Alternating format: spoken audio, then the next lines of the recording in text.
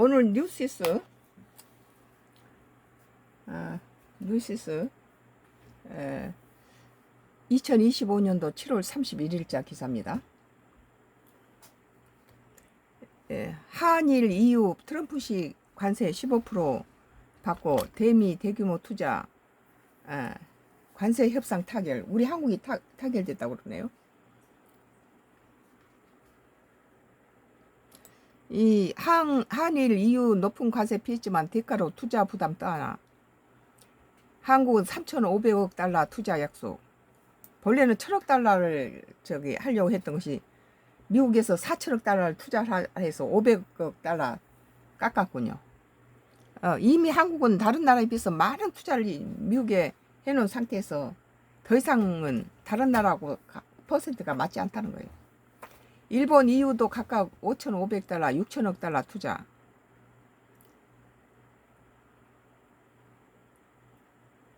전부 한국과 일본과 EU가 전부 25%에서 15%로 다 넣고, 한국은 쌀, 소고기 추가 개방 없고, 일본은 쌀 및 일본 농산물 개방 확대, 미니멈 액세스 제도 유지하고, EU는 일본 농산물 무관세 구체적 내용 협상 중이고, 에너지 제품 구매에서는 1,000억 달러 규모, 약 139조 2,100억 원 LNG 등 구매, 대미 투자 규모는 3,500억 달러, 약 487조 4,450억 원을 미국에 투자한다는 거예요. 이건 손 날강도죠. 왜 우리가 이렇게 당해야 되는지 모르겠어요. 그리고 이제 일본은 LNG, 알래스카 LNG 합작 5,500억 달러 대미 투자. 그리고 우리는 뭐 알래스카 LNG 합작은 없네요.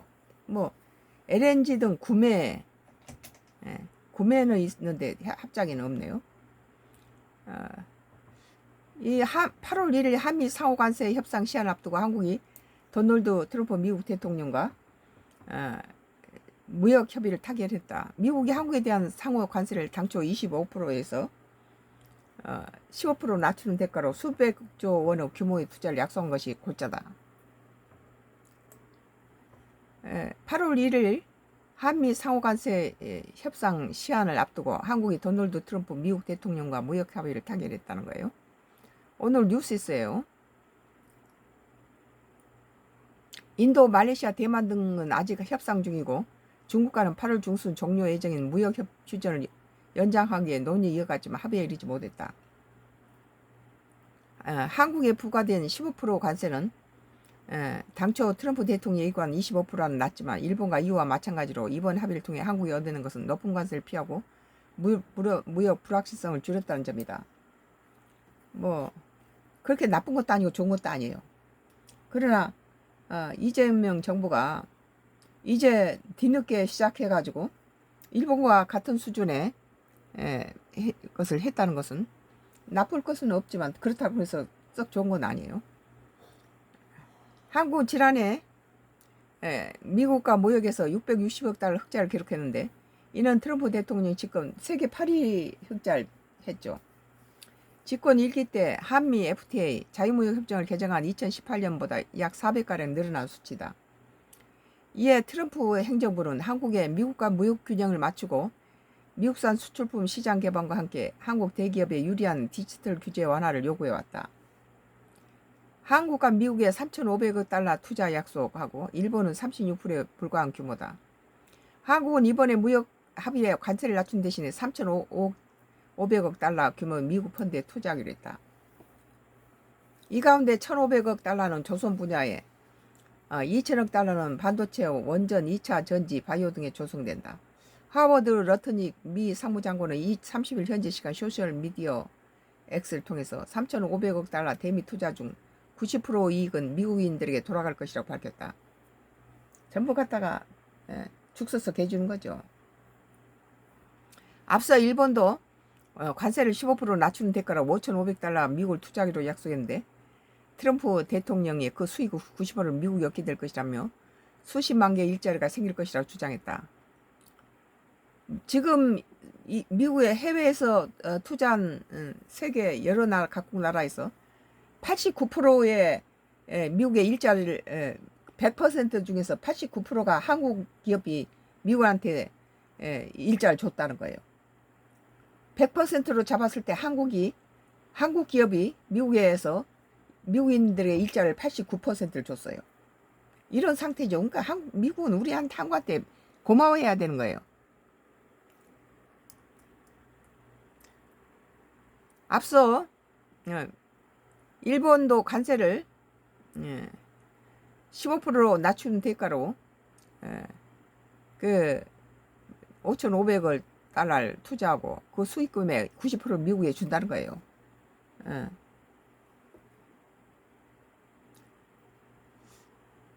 이후 역시 트럼프 대통령이 얘기했던 상호관세 30% 절반이 15%로 낮추면서 6천억 달러 대미 투자를 약속한 바 있습니다. 일단은 찔러보고 나서 조정하는 그런 스타일이에요. 부동산 산업자의 특유의 방법이죠. 김용범 대통령실 정책실장은 미국 통계 기준 한국은 660억 달러 적자, 일본은 685억 달러 흑자였다. 이런 상황에서 우리는 일본보다 작은 규모인 3,500달러 투자를 조성하기로 한 것이라며 우리 기업이 주도하는 조선펀드 1,500달러를 제외하고 투자 규모는 2천억 달러로 일본의 36%에 불과하다고 강조했다. 그러나 일본하고 우리나라의 기업의 규모가 다르잖아요. 이번 그런 거에 비하면은 우리나라도 그렇게 잘 됐다고 통쾌할 수는 없다는 거예요. 이번 무역 합의 중 에너지 관련 투자도 포함됐다.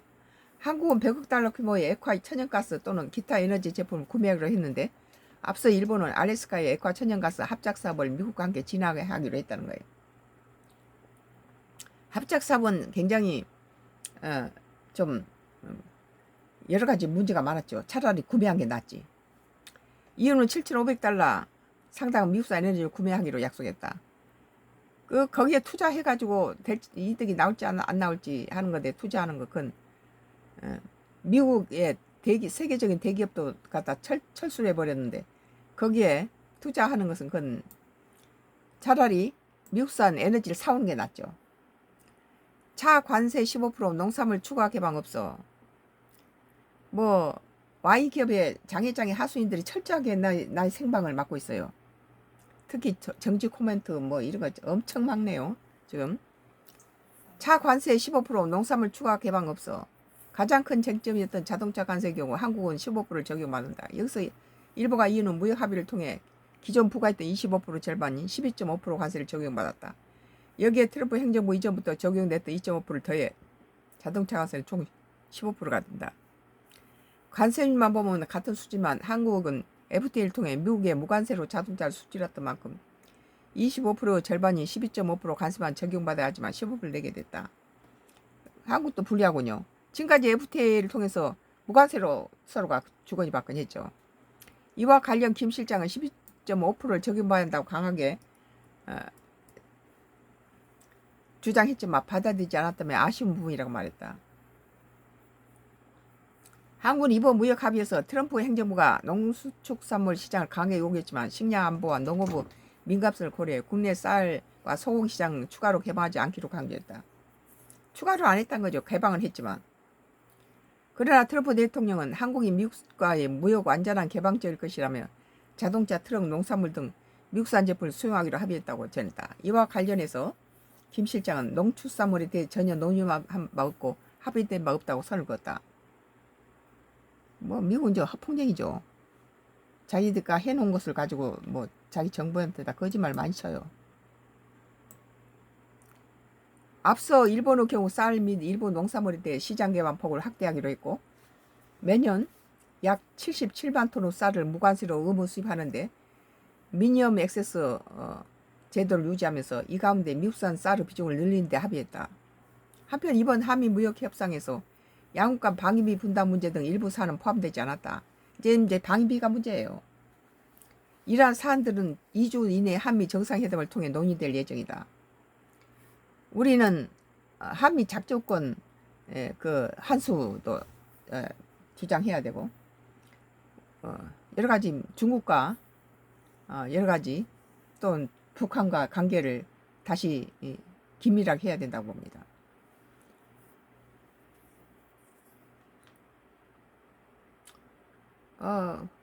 오늘 뉴시스에 2025년도 7월 30일자 기사. 한일 이후 트럼프식 관세 15% 받고 대미 대규모 투자라는 기사에 대해서 점수를 주자면 국민이 기대했던 것에 비해서 한 75점이나 한 80점 주겠죠. 썩 좋은 건 아니지만 75점 비약점은 준다.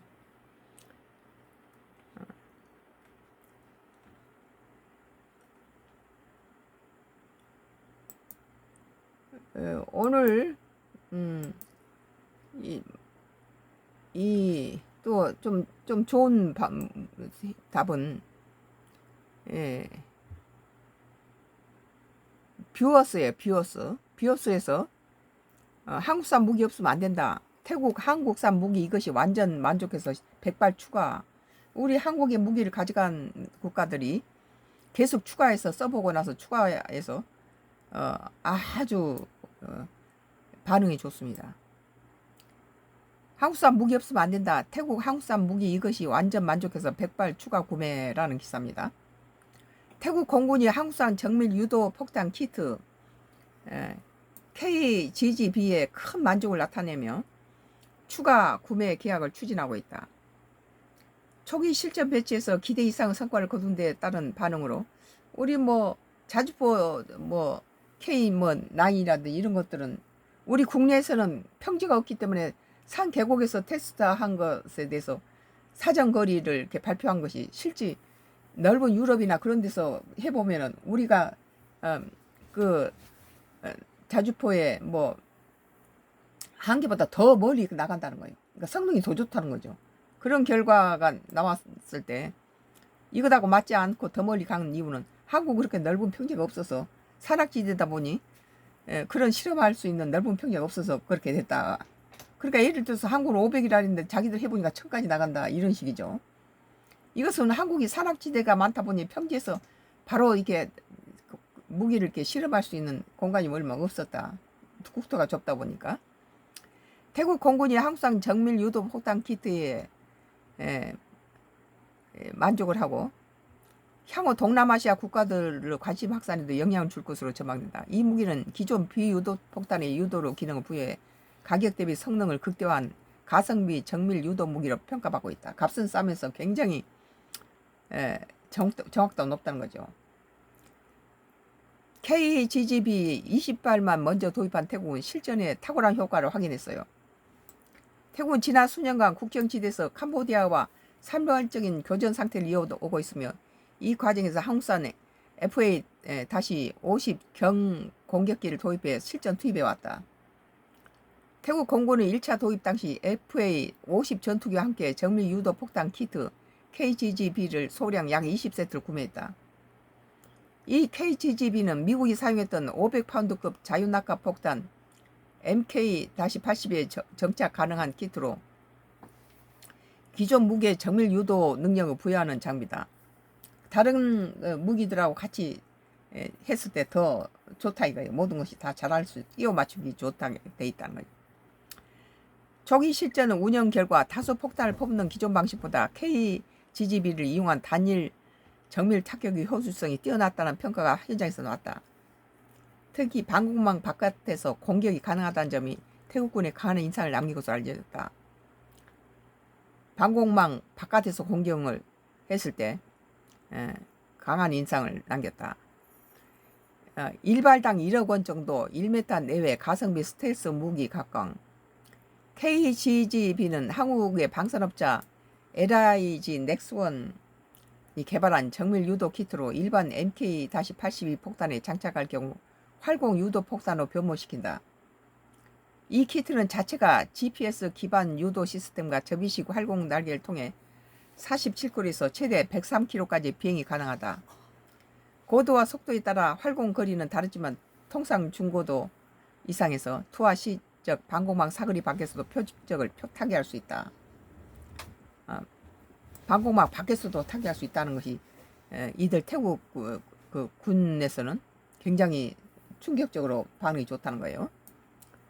무엇보다 CEP 원형 공산 오차가 1에서 2m 수준으로 수십억 원대의 고급 유도 무기와 비교해 손실 없이 정확도를 보유하고 있다는 거예요. 값은 싸면서 정확도가 높다라. 가격 또한 일반당 약 1억 원 내로 기존 GPS 재밍만 없다면 거의 레저 요 수준으로 성능을 보여준다는 거예요. 그래서 동남아시아 쪽 태국이 만약에 지금 그 폴란드가 우리 한국을 갖다가 한국의 무기를 쓰고 뭐 그쪽에 그 나토 지유 국가들 만나서 한국산 무기에 대해서 정상회담에서 얘기를 하자. 그쪽 지역에서도 많이 우리 한국 무기들을 수입해 가잖아요. 이번에 태국이 이렇게 효과 좋은 것을 또 인도네시아 뭐 이쪽에 그 동남아권에 또 이게 소문이 퍼지면 또 우리나라 지금 방산 기술이 세계적이에요.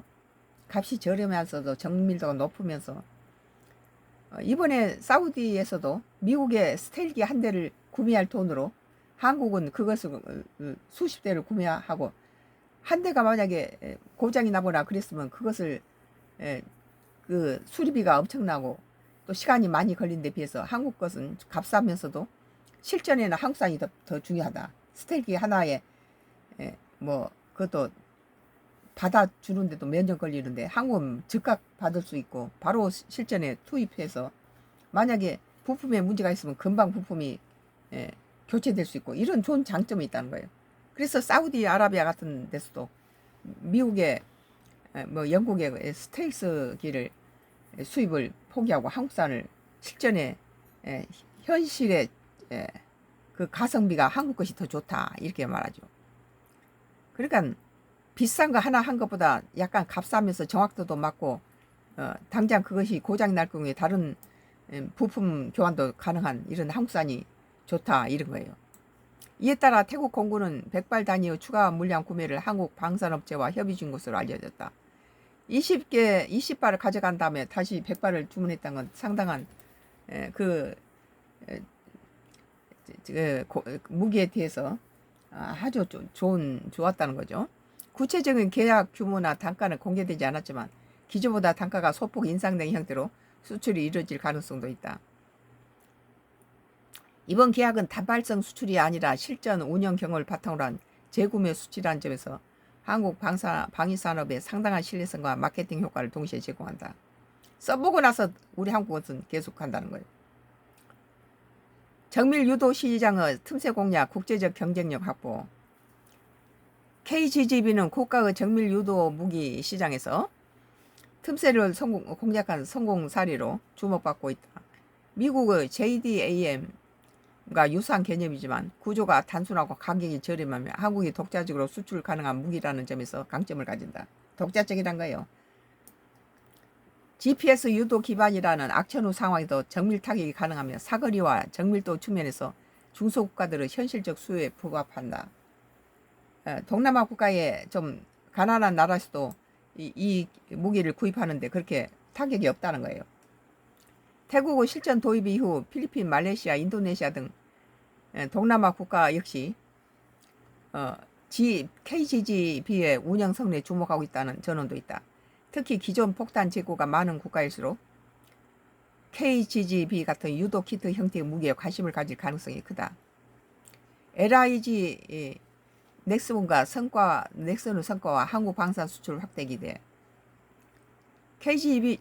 KGGB는 한국의 방산 기업 LIG 넥슨이 개발하고 있으며 에어로스페이스 부분 내에서 정밀 타격 솔루션의 핵심 제품군으로 자리 잡고 있다.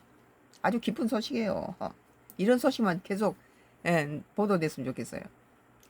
KGGB는 과거 한국 공군의 F5라든지 F4 전투기용으로 개발됐으며 FA-50, KF-16-F-15K 등 다양한 기종의 통합 운영이 가능하다. 그러니까 이것에도 맞출 수 있고 저것에도 맞출 수 있고 세트로 이렇게 아무데나 끼워 맞출 수 있는 그런 거란 거죠. 이번 태국 추가 수출 사례는 LIG 넥슨에서 실전 효과 기반의 해외 레퍼런스를 확보했다는 의미가 있다. 써보고 나서 이게 광고 효과가 크다는 거죠. 다른 국가의 수출 협상에도 강력한 근거 자료가 될 수 있다. 또한 한국형 전투기 KF-21이 향후 수출될 경우 KGGB 같은 국산 무기군과 패키지로 묶어 방산 경쟁력을 높이는 데 크게 기여할 수 있다. 우리 기업들이 다 해서 국가 먹여 살리고 정치하는 놈들은 전부 참 한심하죠. 유도무기 경쟁시대 정확한 일발이 승부를 가른다. 최근 현대전은 많이 퍼붓는 전쟁에서 정확한 한 발의 전쟁으로 패러다임이 변하고 있다. 우리가 이스라엘하고 중동 전쟁에서 이스라엘하고 이란의 전쟁에서 이란은 엄청난 핵을 가지고 있다 그래서 엄청난 걸 퍼붓었지만 중간에 전부 다 이것이 성공을 못했잖아요. 드론으로 공격받아가지고 그런 데서 이란이 정확도가 떨어진 무기 갖다가 전쟁터에 퍼부어봤자 수치스럽기만 하다는 거예요. 이런 정확한 거, 한 방에 정확하게 맞는 거, 이런 것이 태국이 이번에 그 자기 그 전쟁에서 캄보디아와 전쟁에서 상당한 승부를 성공을 했다고 그래요. 최근 현대전은 방금 말했듯이 퍼붓는 전쟁에서 정확한 한 발의 전쟁이 패러다임으로 변하고 있고 드론과 위성 정찰의 발전, 전자전의 강화 속에서 한 번의 정밀 타격으로 전 핵심을 무력화하는 능력은 전장의 판세를 좌우한다. KGB는 이러한 정밀 타격 패러다임에 맞춘 대표적 무기 체계로 고가의 탄도 미사일이나 장거리 순항 미사일 없이도 값싸고 효율적으로 전략 거점을 타격할 수 있는 해법으로 부상하고 있다. 그러니까 값비싼 뭐 미국산이나 영국산 스텔기를 거부하고 한국산은 저렴하면서도 언제든지 부품을 끼워 맞출 수 있고 고장나면 금방 에이스가 가능한 한국산으로 사우디가 현대전에는 비싼 것을 몇 년에 걸쳐서 그 무기를 받아들여야 되고 이런 스텔기 비싼 스텔기보다 한 대보다는 한국산 다양한 것과 언제든지 교체할 수 있는 그리고 또 가격이 저렴한 한국산이 더 전쟁에 승산이 있다 이렇게 본 거죠. KGB는 정밀 타격 패러다임에 맞춘 대표적 무기 체계로 고가의 탄도 미사일이나 장거리 순항 미사일 없이도 값싸고 효율적으로 전략 거점 타격할 수 있는 해법으로 부상하고 있다. 태국 긍정적인 사용 경험과 추가 구매는 이런 변화 흐름에서 한국 방산이 갖는 새로운 경쟁력을 상징적으로 보여주는 사례다. 유럽에서도 그렇고 이 아시아권에서도 한국의 방산 기업에 대해서 써본 사람은 거기서 말하는 성능이 더 좋았다 그런 것이 많이 드러나고 있어요. 참 기업이 잘 돼야지 나라가 잘 되는 거예요. 기업 죽여놓고 뭐 오늘 뷰어스에 한국산 무기 없으면 안 된다. 태국 한국산 무기 이것을 만족해서 100발 더 추가라는 기사였습니다. 썬가크로스 나의 정치 코멘트를 했는데요.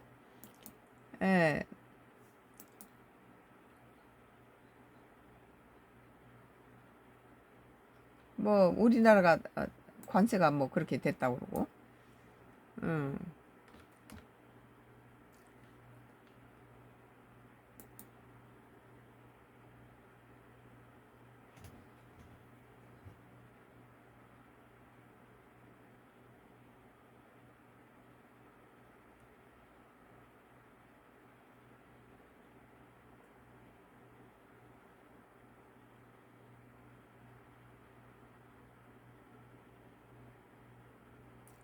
오늘 TV조선에서 2025년도 7월 31일자 기사예요.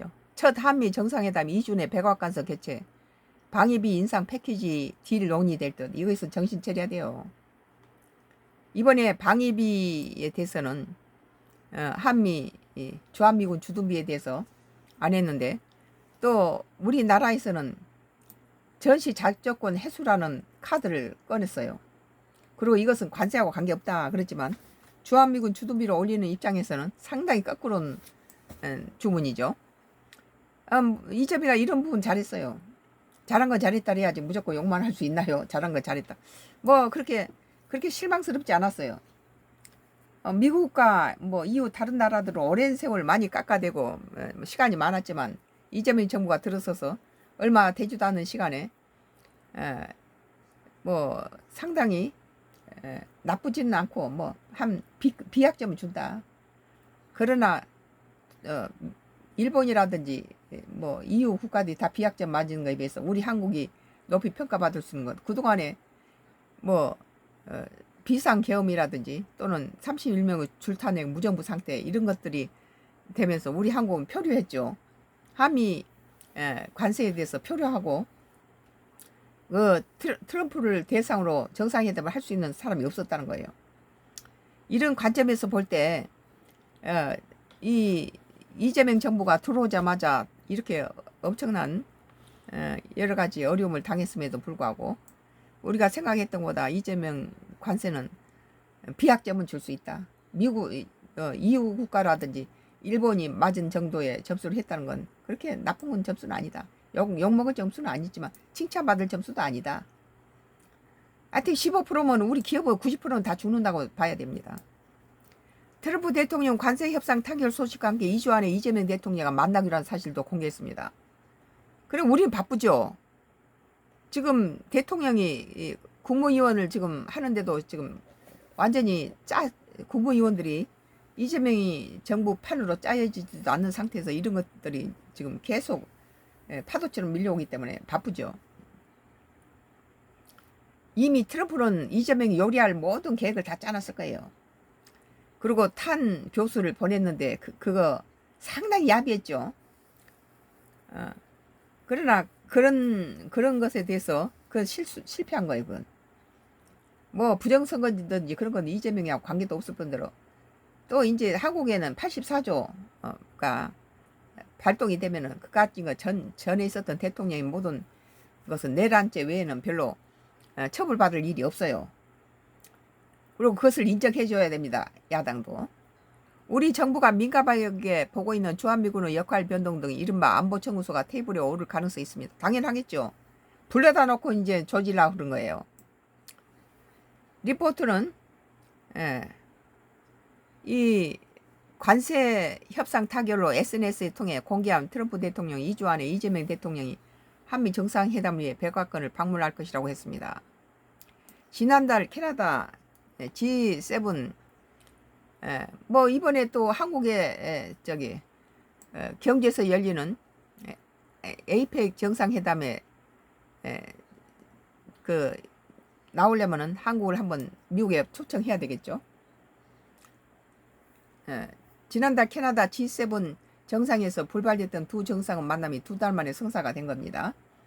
다만 구체적 날짜는 아직 정해지지 않았습니다. 김용건 대통령실 정책실장은 트럼프 대통령이 루비오 국무장관에게 다음 주라도 날짜를 잡아라 그랬다는데 아마 이제 대통령이 일정이 있을 거 아니에요? 그래서 2주 내로 됐고 이번 협상에서 통상 문제만 다뤄졌던 만큼 주한미군 역할 변경 등 이른바 한미동맹 현대화와 방위비, 미국산 무기 구입 등 안보 관련 문제가 정상회의에서 논의될 전망입니다.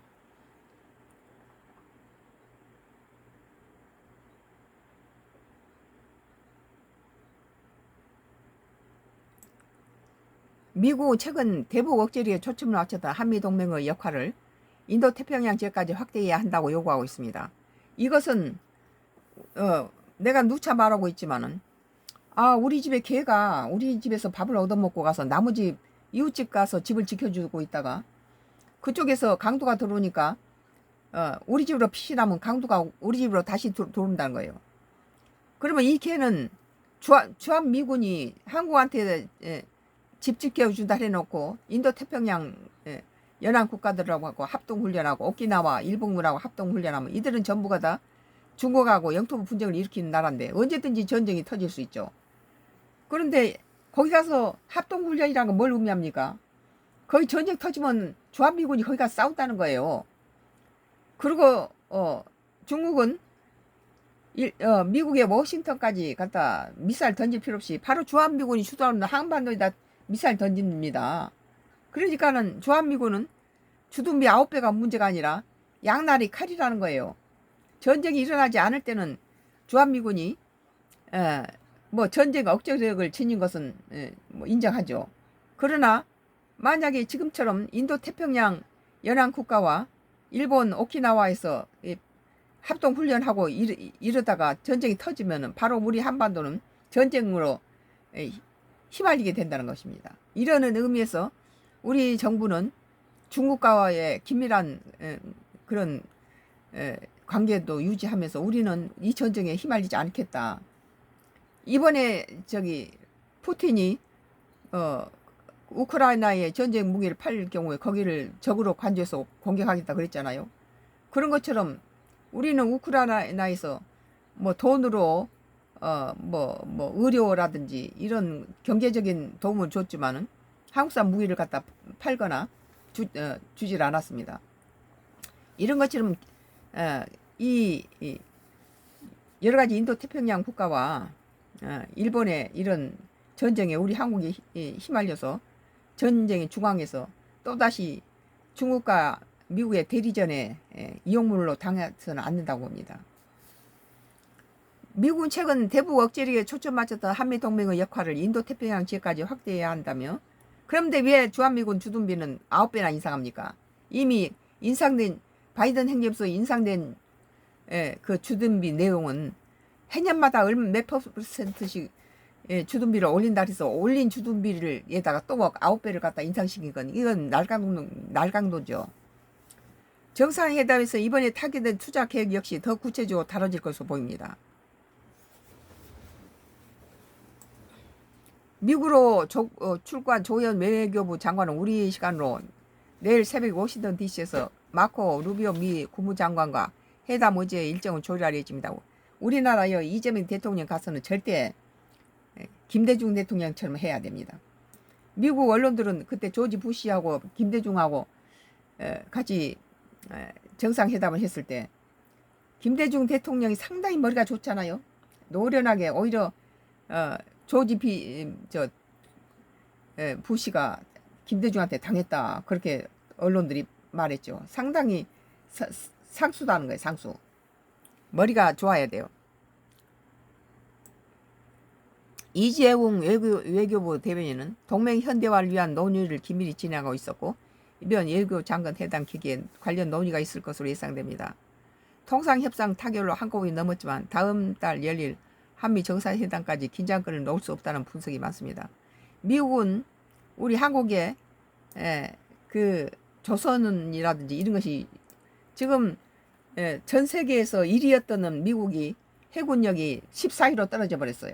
1위가 중국한테 뺏기고 나서 오바마 행정부부터 미국에서는 더 이상 그 군함을 건조하지 않았어요. 그리고 오래된 40%의 낡은 그 군함들은 전부 도쿠에 미국의 모든 독시설이 아주 좋질 않아요. 오래된 독시설이 낡은 군함들이 40%가 저기 수리 중에 있고 새로 된 것들은 없죠. 뭐 미국, 일본, 중국이 800 몇 개를 갖다가 작년 한 해 군함을 건조했는데 미국은 5척밖에 그 군함을 건조하지 못했어요. 그러니까 뭐 따라가지를 못하죠. 1위가 중국이고 세계 해군력이 2위가 한국이에요. 그 다음에 3위가 일본이고.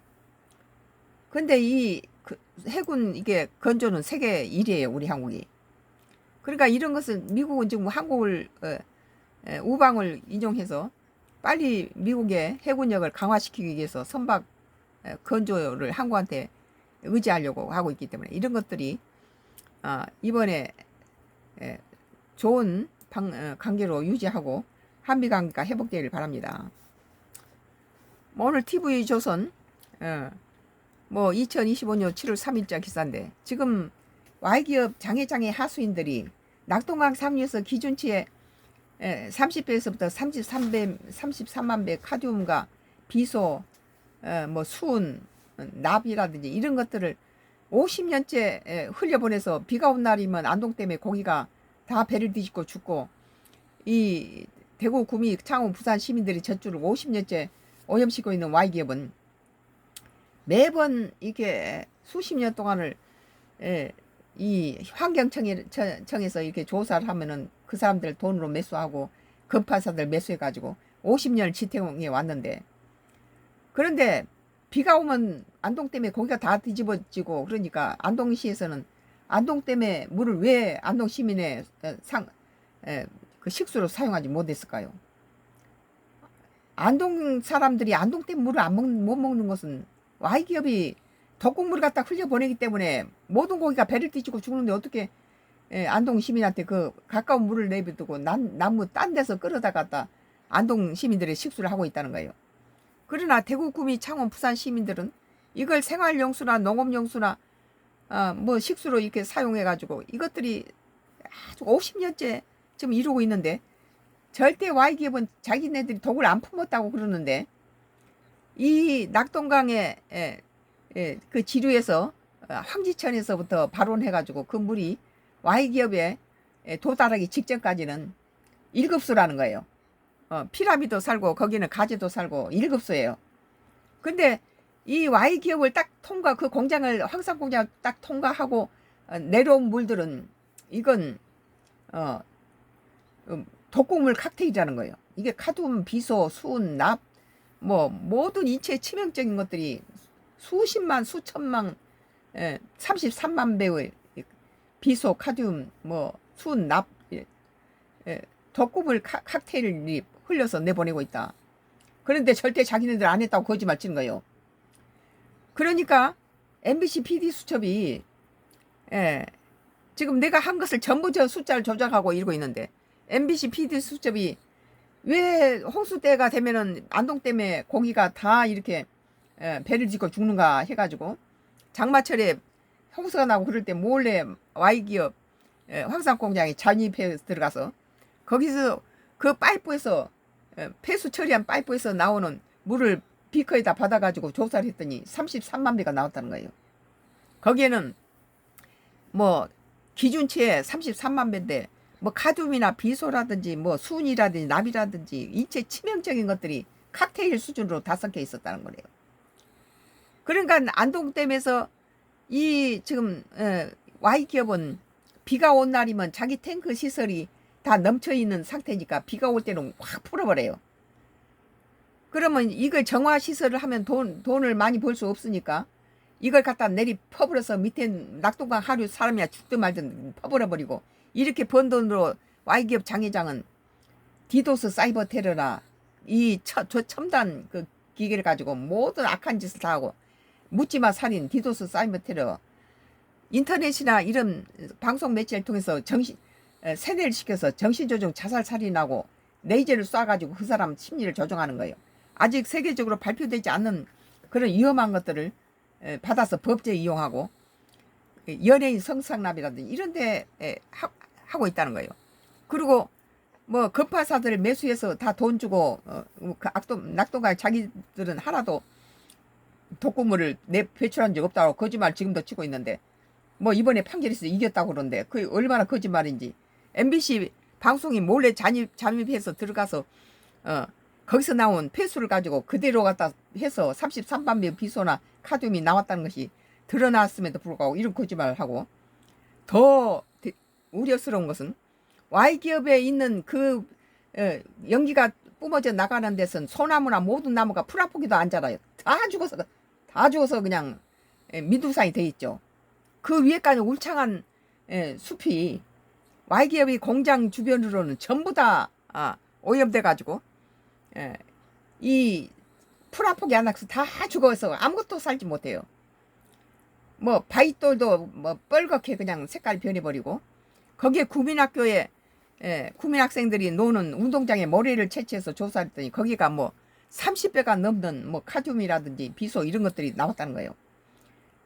아이들이 그 살 수 없는 방향을 만든. 근데 자기네들은 절대 그런 거 배출한 적 없다라는데 황지천에서 발원해서 이 물이 1급수로 피라미 가재가 살다가 Y기업 공장에 이르러서는 그것이 다 죽어버리고 없어져 버리고 그 지역 일대가 전부가 다 소나무가 죽고 나무가 죽어서 황폐돼 버리고 사람이 살 수 없는 땅으로 변했다는 건 뭘 의미합니까?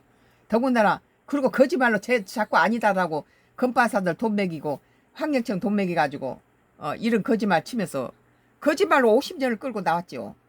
장항제조소처럼 폐쇄를 시켜야 되는 거예요. 이것은 Y기업이 일본에서 이 따위 병이라고 전 국민들을 그 방에 했던 사람이 그 병으로 사람이 뒤틀리고 죽어나가고 하니까 이것을 한국에다가 다 팔아먹어버린 것을 이 Y기업이 갖다 들어와서 돈을 벌어 먹으면서 뭐 연예인 성상납이라든지 묻지마 살인이라든지 예, 불특정 다수를 겨냥해서 강원도 펜션에 한꺼번에 모이게 해서 첨보 남자 여자 남자 둘 여자 하나씩 짝져서 예, 뭐 콘도에서 14명을 죽었어요.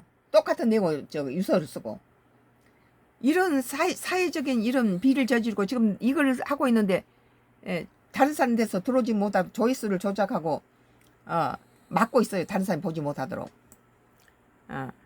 이 국가를 망해 먹고 있는 거죠. 그리고 전부 정부 때마다 돈을 줘서 미끼를 해서 던져가지고 다 정부 고위층을 매수해서 돈으로 이렇게 하는데 이 짓거리는 절대 금지돼야 됩니다. 다른 데 돈을 먹더라도 Y기업 돈을 먹으면 큰일 납니다. 이게. 그리고 지금까지 계속 환경청이라든지 이 건판사들을 돈을 매겨가지고 Y기업한테 매수 안 당한 사람 나는 본 적이 없어요. 전부 매수당해요. 오늘 TV조선에서 첫 한미 정상회담 이준의 백악관에서 개최 방위비 인상 패키지 딜 논의될 것이라는 기사를 더불어서 Y기업에 근데 이제 이준의 백악관에서 방위비 인상 패키지 딜 논의할 때 이재명 대통령은 정신 바짝 차려야 돼요. 우리 온 국민은 같이 기도를 해야 됩니다.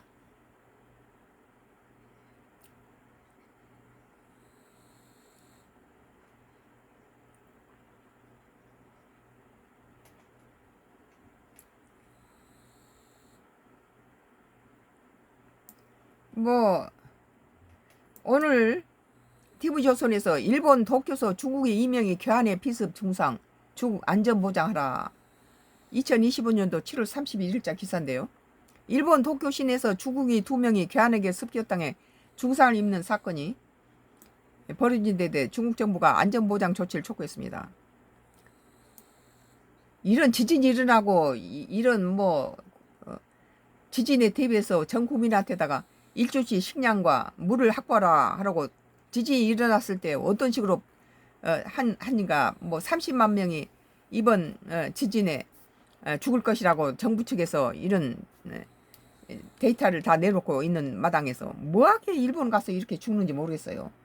중국인뿐만 아니라 우리 한국인한테다 나는 정신 차리라고 하고 싶어요.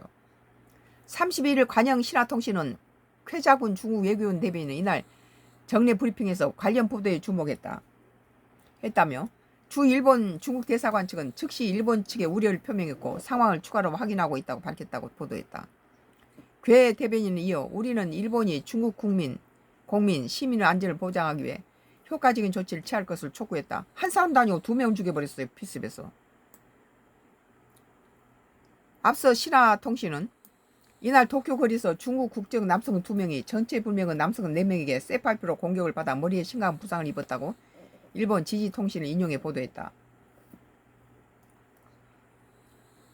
보도에 따르면 이날 오전 9시께 도쿄도 치요타구 간다스다 마치 거리에서 싸움이 벌어졌다는 친구가 접수됐다. 사건 당시 이 2명의 중국 국적 남성이 길을 걷다가 20대 남성 4명에게 공격을 받아 머리에 피를 흘리는 중상을 입었다고 현지 경찰이 파악했다. 용의자들은 범행 뒤 간사이 지역 번호판을 단 차량을 타고 현장을 떠나 아키하바라역 방향으로 도주했다. 피의자들의 용의자들을 알지 못하는 사이며 사건 당시 돈을 요구받지 않았다고 했다고 통신은 전했다. 이런 게 더 무서워요. 돈을 요구하거나 무슨 그 사람의 대한 원한이 있어서 한 것도 아니고 무작정 이런 식으로 해서 중국인에 대한 갈등일 수도 있겠죠.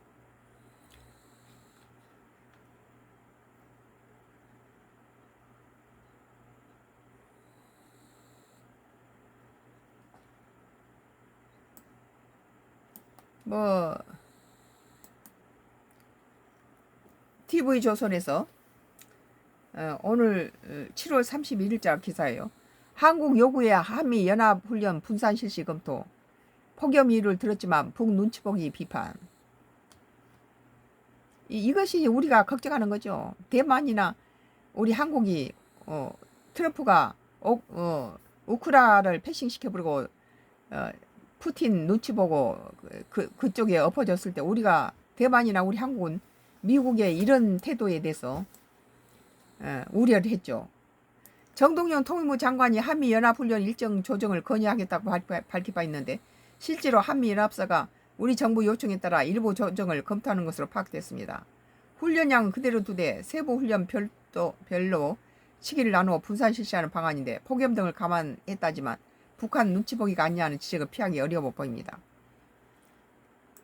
이태영 기자 단독 보도인데요. 한미연합사령부가 8월 중순 실시 예정인 한미연합 을지훈련 을지자유와 방패의 일정을 일부 조정하는 방안을 검토 중인 걸로 파악됐습니다. 뭐 폭염 때는 조금 그것도 해도 되겠죠. 같은 시기에 집중적으로 실시했던 지소 연습과 야외 실기 동훈련 가운데 야외 훈련을 뒤로 늦춰 분산 실시하는 방안이 유력하게 검토되고 있다. 뜨거운 폭염에서 서마 있어도 다 쓰러지는데 이런 것이 계속된다면 좋을 게 없겠죠. 한미연합사 고위 관계자는 정부 정책에 따라 훈련 일정이 조정되는 경우가 있다며 폭염 등 기상이변 상황도 감안될 것이라고 설명했습니다. 정동영 전 통일부 장관이 지금 이런 민감한 시기에서 역할을 잘해주길 바래요. 두진호 한국국가전략연구소 유라시아 연구센터장은 한국 내부 정치적인 목적을 위해서 한미가 협의했던 사항들을 일부 조정하는 것이 미측에는 좋지 않은 메시지로 앞서 북한 김여정이 한미연합훈련을 문제 삼는 뒤 훈련 일정 조정을 건의하겠다고 했던 정동영 통일부 장관은 오늘 계획대로 훈련이 진행될 것이라는 일부 보도에 대해 사실이 아닐 것 같다고 했습니다. 조정 가능성을 시사한 것이란 거예요. 정 장관은 뭐 남북이 가지고 눈치 보기가 아니라 남북이 한반도의 불안을 조성해서 좋을 거 없어요. 우리 한국에도. 정 장관은 또 개성공단 기업회장들 만난 자리에서 박근혜 정부 때인 지난 2016년 개성공단 폐쇄에 대해 사과했습니다. 한미연합훈련을 보름여 앞두고 일부 조정안이 검토되면서 대북 유화책이라는 명분의 안보 원칙까지 흔들리는 것이 아니냐는 우려가 나옵니다. 무슨 안보 했는데 그러면 안보가 보장됐습니까? 윤석열 정부 때 안보가 제일 나빴어요. 제일 계속 나는 윤석열 정부 때도 남북 관계가 회복되고 그렇게 문재인 정부 때 했던 것이 그대로 진행되어야 된다고 했는데 북한에서 어물풍선을 던진 건 윤석열 정부 때가 처음이잖아요. 이렇게 악화 일로로 거는 것은 그 정부의 지도자들의 북한을 바라보는 이 한반도에 대한 통일이라든지 평화의 그런 가치관들이 부족한 결여된 상태다. 나는 그렇게 생각합니다.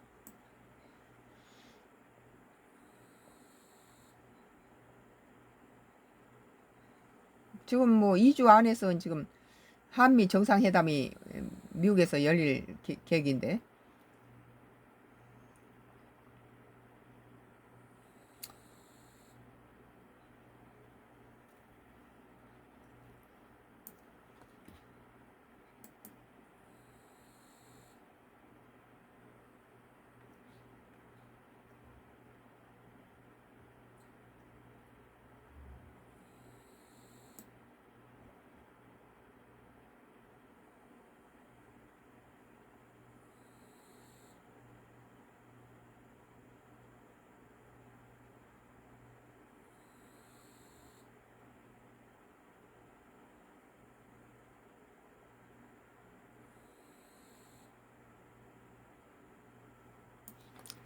에,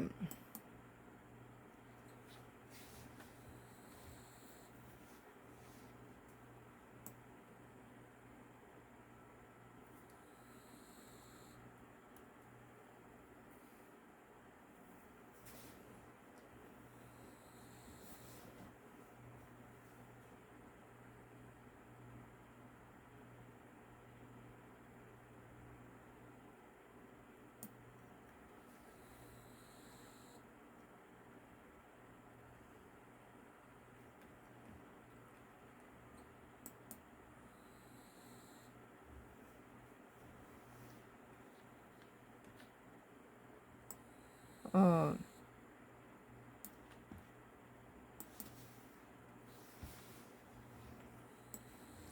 KBC 뉴스예요. 2025년도 7월 30일자 기사인데요. 김상옥이가 나경원 윤 탄핵 반대가 뭐가 문제냐? 그게 문제. 반성을 몰라 면피 그러면은 그저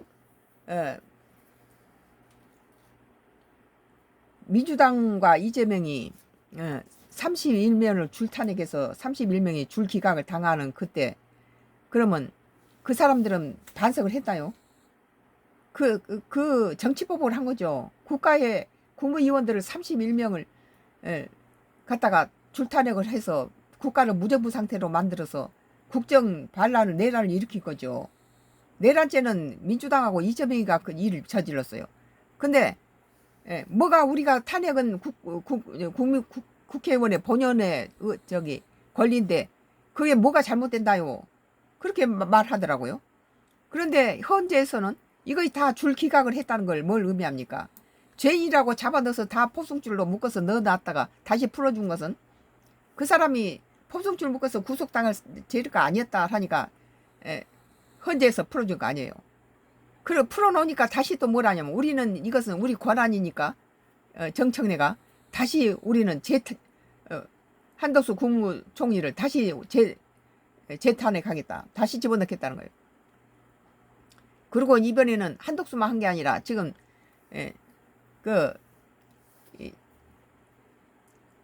한덕수 대신으로 또 최상목이까지 갖다가 쌍탄핵하겠다.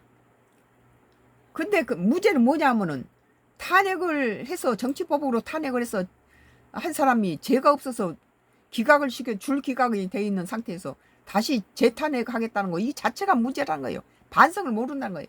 근데 오늘 지금 나경원이가 윤 탄핵 반대가 뭐가 문제냐 그러니까 그게 문제다. 반성을 몰라 면피급이라고 하는데 일단 버티자 억지 개변으로 강성 지지층의 소구 윤 체포 저지 국힘 45명 제명 논의 필요 그냥 갔다 왕가 쓰려는 자 그 무게 견뎌야 말도 안 된 것들이에요. 이것이 만약에 민주당에 해서도 이것은 국민들의 지탄을 받아야 될 판에 국민의힘당에서 이따위 짓거리를 하니까 국민의힘당에서 사람들이 다 빠져나가는 거죠.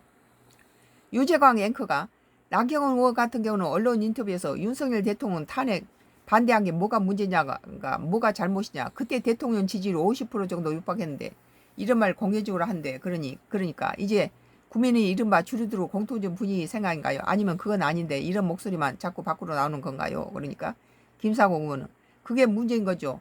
잘못을 하고도 반성하지 않는다는 겁니다. 뭘 잘못했는데요?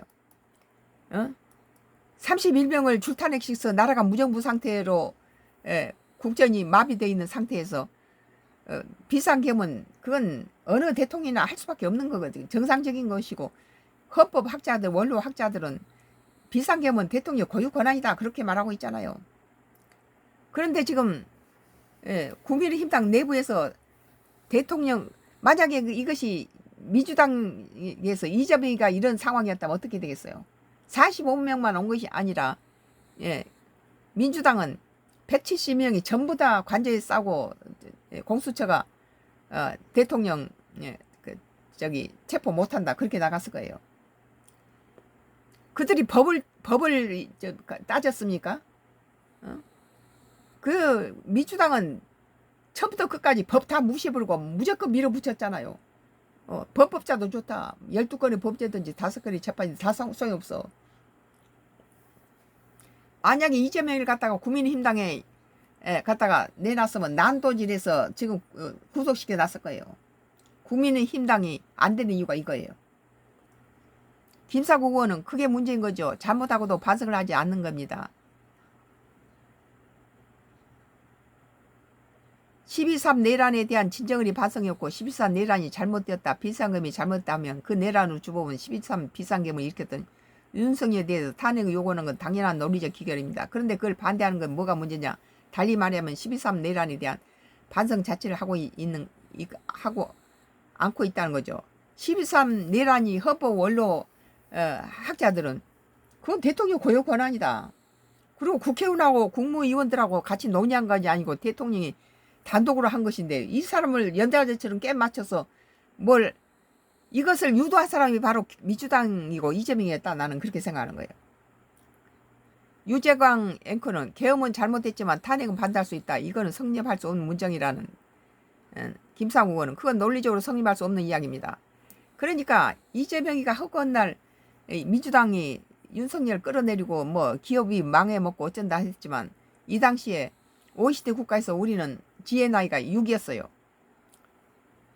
유재광 앵커는 논리적으로 성립할 수 없는 문정을 왜 주장할까요? 그런데 그러면 비상계엄이라는 그 단어가 왜 존재하느냐? 그것은 대통령이 할 수 있는 대통령의 고유 권한이라는 거예요. 그 고유 권한이 아닌 것이 왜 그것이 존재해야 될 필요성이 뭐 있느냐? 김상우 의원은 속마음까지 알 수 없겠지만 두 가지 이유가 아닐까. 그러니까 지가 하면은 노면 쓰고 남이 하면은 다 불륜이라는 거죠. 정말 본인 스스로 그렇게 믿고 있거나 헌법 원로 학자들이 그렇게 얘기하고 있잖아요. 또는 그것이 본인의 정치적 이해관계가 도움이 된다고 판단하기 때문이라고 생각하는데 저는 후자의 개연성이 높다고 봅니다. 버텨보자라는 생각인 것 같아요. 그러나 그러다 보니까 강성 지지층의 지지를 받는 것이 당내 당권 장악에 가장 유리하다고 생각하기 때문에 계속해서 더 강성적인 목소리가 더해지는 모습인 것 같습니다.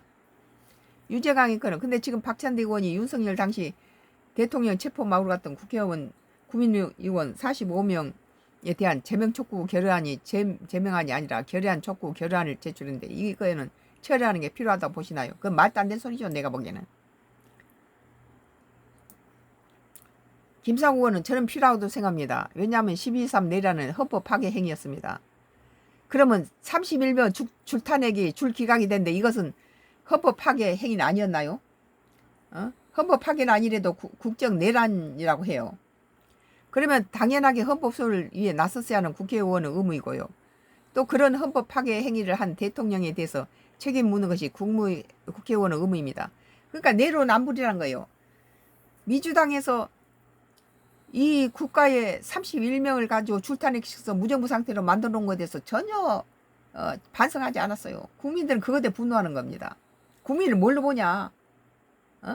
국정의원들을 전부 다 탄핵시켜서 손발을 묶어서 무정부 상태로 만들어 놓는다는 것은 윤석열 정부를 망해 처먹겠다는 소리였죠. 그런데 이들은 전부 헌재에서는 줄탄핵시켰어요. 줄기각을 시켰죠. 줄기각이라는 것은 줄탄핵이 잘못됐다는 걸 의미합니다. 이 사람은 이렇게 탄핵받을 만한 짓을 안 했으니까 기각이 된 거죠. 그런 데서 이것들은 또다시 뭐라 했습니까? 재탄핵하고 쌍탄핵하겠다. 우리는 거의 고유 권한이다. 그럽니다.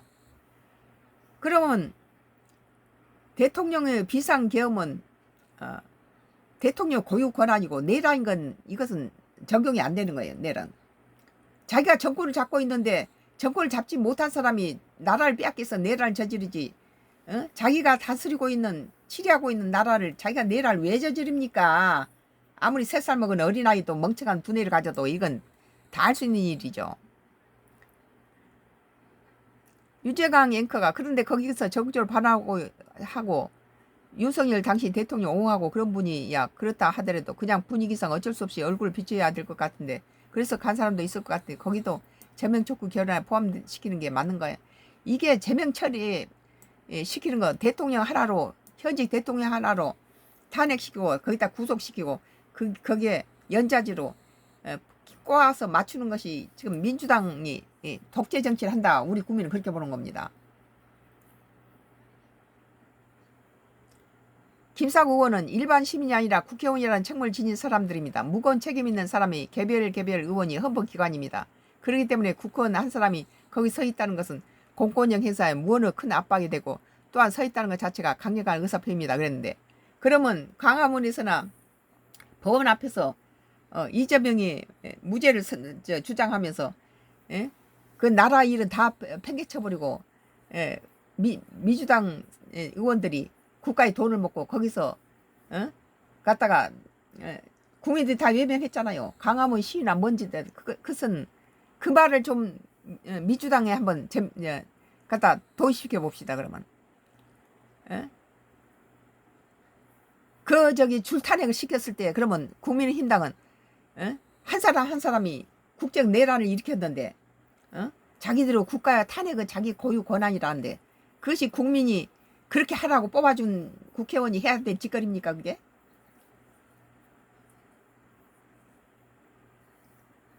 뭐 아니면 혼자 외톨이가 될까 둘이가 따라갔다 이런 걸로 면피할 수 없는 거야. 그러니까 조잡스럽고 자기 수준을 말해줄 거죠 이게.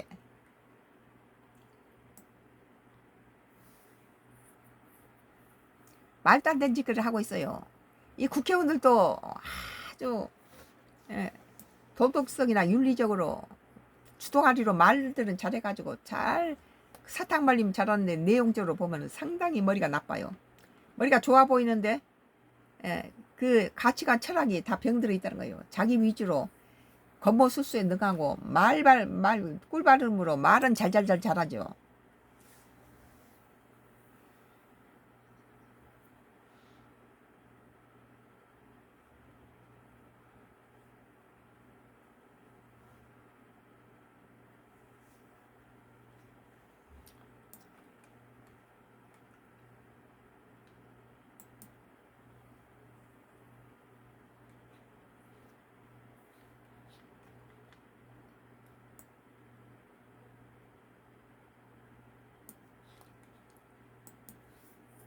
파이낸셜 뉴스에서 나경원 노란 봉투법 시행되면 마스가 어렵다. 에서 2025년도 7월 31일자 기사인데요. 관세 타결키로 조선형 마스가 프로젝트 나경원 노동법 시행되면 실현 가능성이 떨어져. 노동정의의 인력 공장 미 이전 막힌다는 우려. 2천여 개 협력사 노사 교접 시 기업 활동 어려워. 기업 죽이는 거죠. 노란 봉투법은. 이재명 정부가 미국 관세협상 타결에서 핵심 카드로 제시한 조선업 협력 프로젝트 마스가를 두고 노란 봉투법이 발목을 잡을 수 있다는 지적이 나왔다. 노동조합의 쟁의 행위를 부추겨 미 현지로 인력과 공장이 넘어가는데 걸림돌이 된다는 이유에서다. 나경원 국민의힘 의원은 31일 국회 소통관 기자회견에서 노란 봉투법이 시행되면 해외 공장 건설을 반대하는 국내 조선업 노동자의 쟁의 행위가 가능하게 된다면 그러면 마스가 프로젝트 실현 가능성은 현저하게 떨어진다고 비판했다. 뭐 이재명 정부가 자기 발목을 잡는 격이 되겠죠. 노란 봉투법은 노동조합법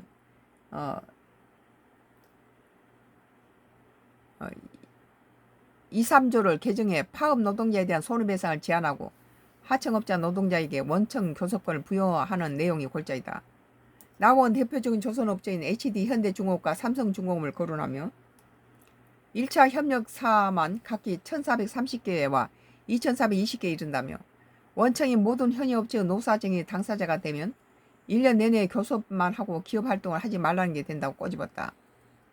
나원은 정부가 관세 협상에서 약속한 한미 투자 프로젝트 3,500억 달러를 두고 디테일을 봐야겠지만 기업의 팔을 비트는 부분이 있을 것이라며 그런데 더불어민주당은 노란봉투법과 3법 개정, 법인세 인상 등은 반기업 3법을 추진하는 것이라고 지적했다. 지금 관세로 어려운 기업한테다가 상법이라든지 법인세까지 인상하는 것은 이건 병든 놈한테다 독약 해초리 치고 독약을 먹이는 짓거리죠.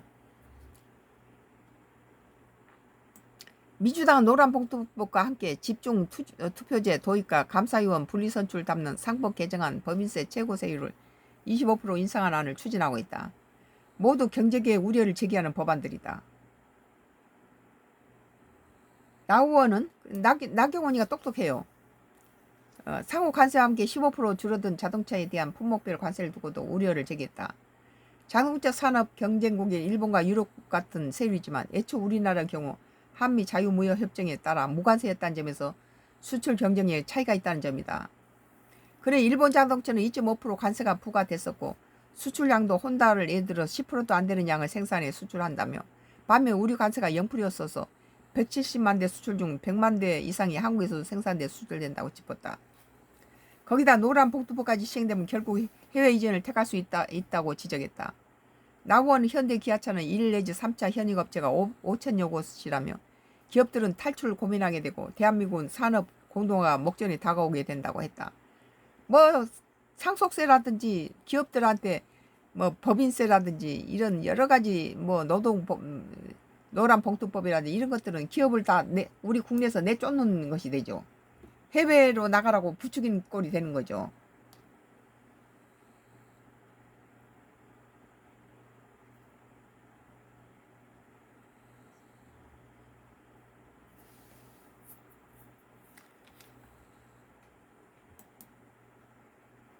뭐 Y기업 장회장의 하수인이 끝까지 이걸 짚고 늘어서는 데 대해서